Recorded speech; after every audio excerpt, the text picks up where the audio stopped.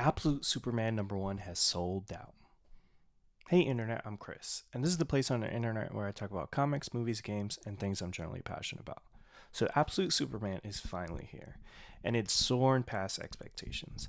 Of the Absolute titles, I have to admit, and if you've been watching this channel, you know that I was the least excited about Absolute Superman by Jason Aaron and Rafa Sandoval. Absolute Superman, the reason I wasn't too excited about it, the hair, it looked edgy, it looked like it was sort of veering into that Omni Man, Homelander, Injustice thing that has infected the Superman mythos over the last 10 years.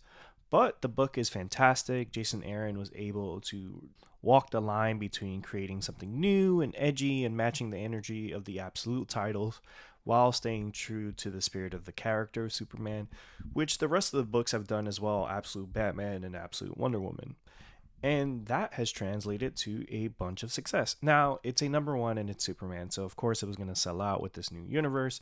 It's a speculator market, so it sold out before it really came out and there was a response to it. But it is good to see that Superman is seeing the success that Absolute Batman and Absolute Wonder Woman have. Now, all three titles have sold out of their first printing and have gone to second printings. Absolute Batman, I think, is on his fourth, and honestly, I think Absolute Batman is going to be a lot like Ultimate Spider-Man, which is on like printing 50 at this point when it came out earlier this year. So Absolute Superman, again, it's great to see this kind of success around the character. You have this book, Action Comics, is being written by Mark Waid right now. That's a great story. You have the main Superman book by Joshua Williamson being good, and then next year you have James Gunn's Superman movie. So the hype around Superman is real. Oh, and of course you have Superman, the documentary from about Christopher Reeve's life. So there's really, I think DC has done a good job of turning the tide when it comes to that character. I think there was a lot of sort of brand destruction when it came to Superman. I think a lot of people for a really long time thought Superman was boring, and I think Philip Kennedy Johnson with his run on Action Comics and some of the things that have been going on, My Adventures with Superman, you have a change of the perception of the character, and I think people are excited to see a a true to the spirit Superman, someone that is kind, that perseveres through great darkness, and despite having all this power, is someone that's really considerate and a generous person. So it's great to see that, honestly. And I think if DC is going to be successful, honestly, Batman's always going to be successful. He could kind of like Batman's his own company, and he pays the bill, so Batman's always going to be all right. But when it comes to characters like Superman and Wonder Woman, they really need a little bit extra when it comes to, that support, because Batman gets so much attention. And DC's done a good job of doing that with some of their initiatives in terms of printing older stories, putting great creative teams on the main book.